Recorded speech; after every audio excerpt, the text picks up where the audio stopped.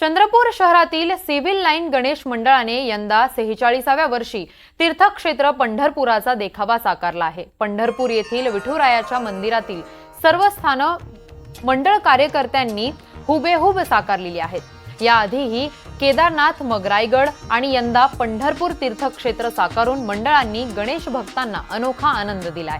अगदी नामदेव पायरीपासून ते विष्णू मंदिरापर्यंत सर्वच स्थानांचं दर्शन या गणेश मंडळानं करून दिलंय।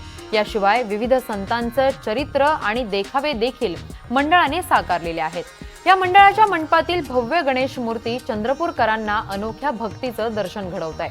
उत्तम रंगसंगती आणि भव्यतेसह आकर्षक प्रकाश योजनेमुळे हा गणेश मंडप गणेश भक्तांचं लक्ष वेधून घेतोय।